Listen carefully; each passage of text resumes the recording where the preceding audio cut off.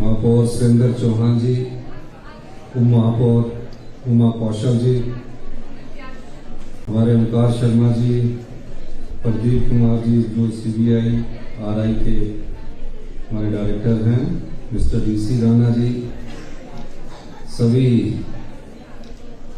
स्कूलों से आए प्यारे बच्चे और सामर्थ के इस कार्यक्रम में आए अतिथिगण,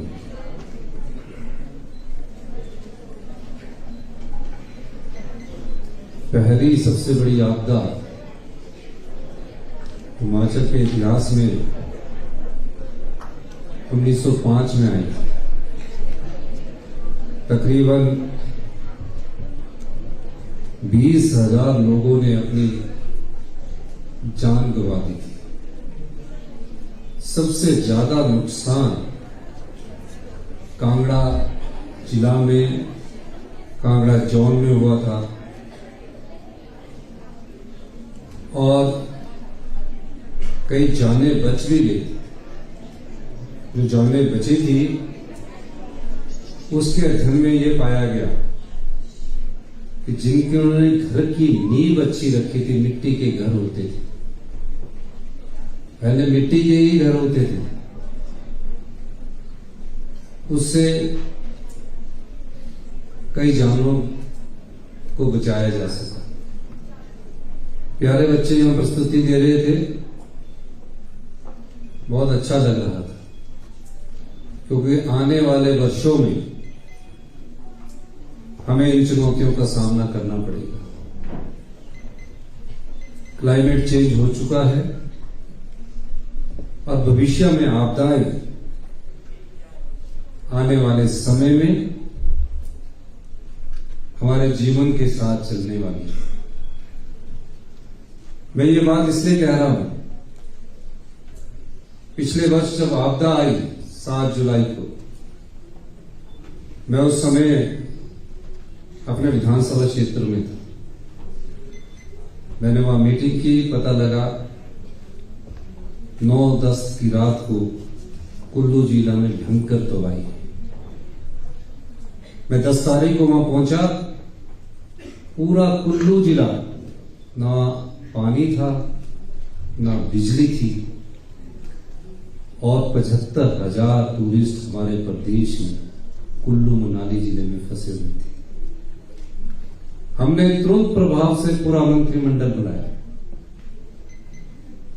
सब लोगों को हमने अलर्ट किया और सरकार से जो होना चाहिए था उसकी पूरी कोशिश की गई।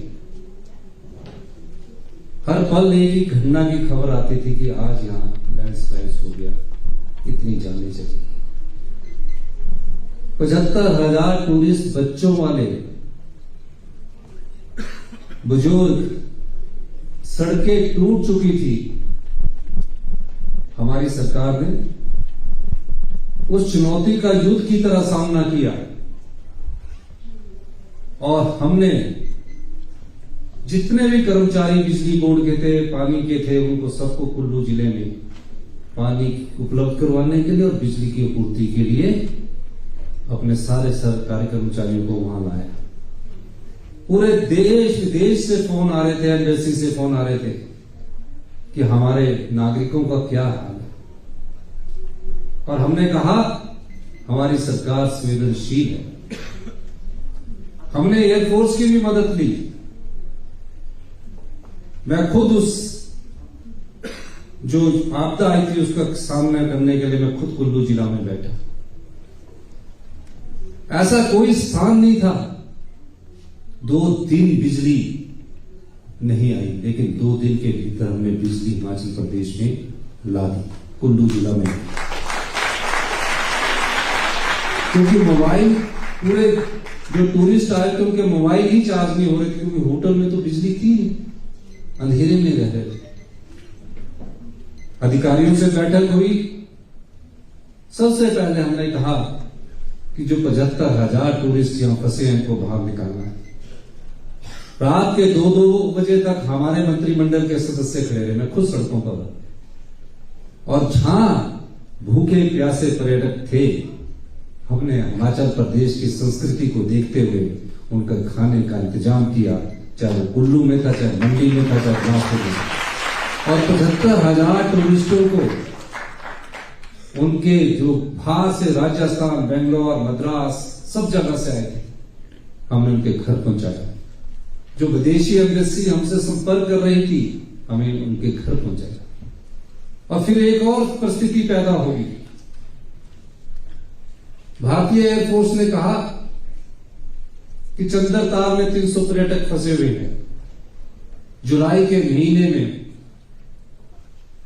4 फुट बर्फ पड़ चुकी थी, पर्यटक टेंटों में थे।